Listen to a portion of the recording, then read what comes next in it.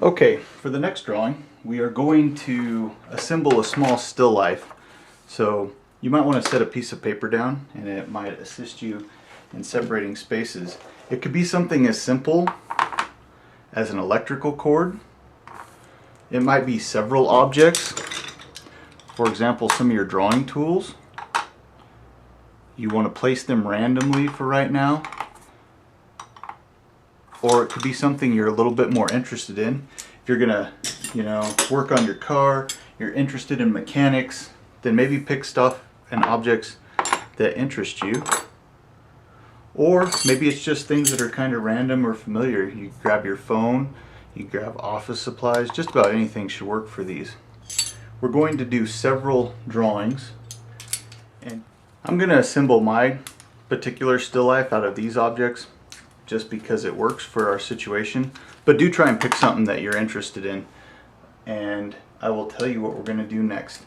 Go ahead and divide your sketchbook page into 4 parts. So if this is my spiral binder, my sketchbook, I'm going to do 4 sections. In this section, I'm going to draw air, also known as negative space. I'm also going to do a tornado drawing to show mass or volume. I'm going to really do an intense line variation drawing so I can keep practicing that skill, and that's just thick and thin lines. Then I'm going to do one down here called a blind contour. So the good thing for you guys is you can go back and forth in this video and you can recheck the instructions right before you begin each drawing. So here we go. I'm going to go ahead and set up my still life so I can see it real clearly. It's just right in front of me. And make it interesting, but don't worry too much about exactly how it looks. It'll end up working out just fine with about anything that you do. Alright, for this next panel, another practice, we need to start seeing mass. So I call these tornado drawings. But we're looking for volume or mass, the 3-dimensional qualities of the objects. So for this one, just pick 1 or 2 of your objects, and we're going to do a scribble tornado of that particular object.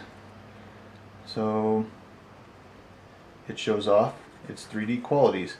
These are fast drawings, they're gestural, they're loose. Sometimes they help you warm up your drawing hand, your muscles. And you'll see these appear later when we start doing some figure drawing where we draw people.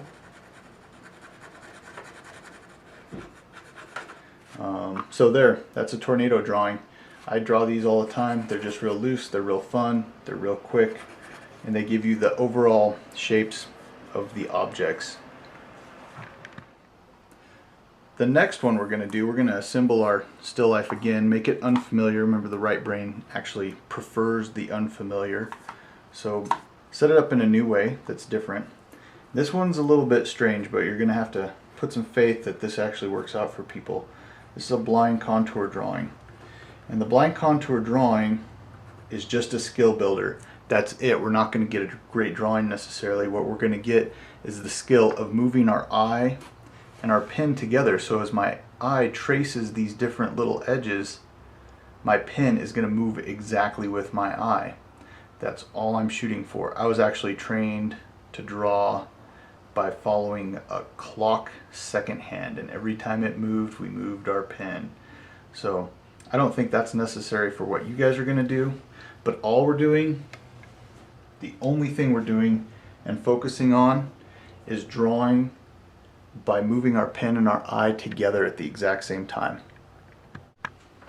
So take any old piece of paper you have around and just stab your pen right through there.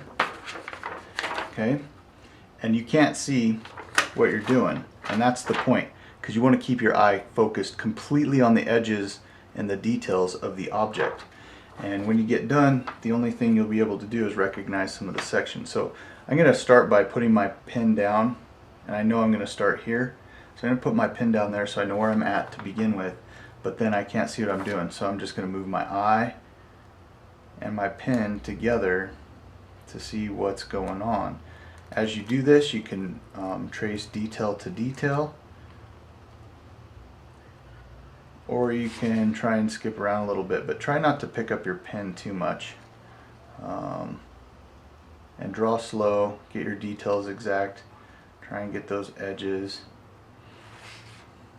So nobody ever told me why we did this, why we had to draw so often without looking, because it didn't make any sense, but now it does, because all I'm trying to do is train my pen and my eye to move together and really pay attention to the small details of each of these objects so that I can capture them with my pen. When we look, we match up our details to each other and we make sure our proportions are matching. That's all we're doing. So here's what your drawing is going to look like. That's only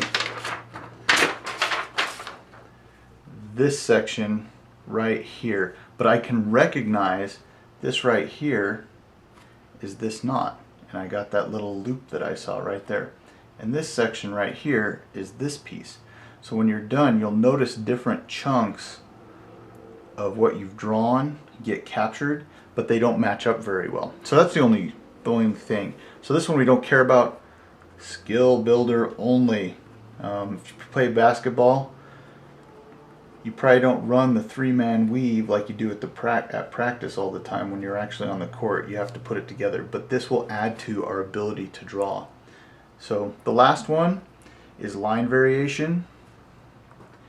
And line variation we talked about a little bit with your shoelace drawing. And it's making thick and thin lines to depict light or shadow and make your drawing really interesting. So I'm going to go ahead and just in this space, I can look this time, which is kind of nice. Put a thick line right here because you could see that shadow. I'm going to put a thick line right there because it's an important detail. And then right here, I'm going to let this line be super thin. I'm going to let it break on this edge of the shoelace. I'm going to continue to work with line variation. So go ahead and build up your image with line variation. This is just a skill builder, as I had mentioned before.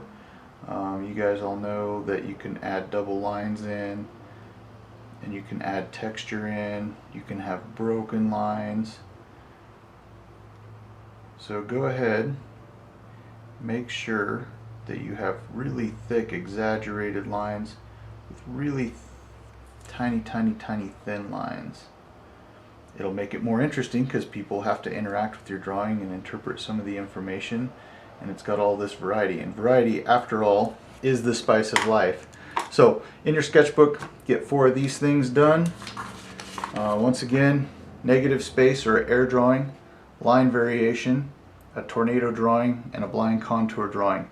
All these together will take at least 1 hour, so really take your time and just build up your skills. If you're having trouble with one of these skills, do it again until you understand it. Best of luck, have fun.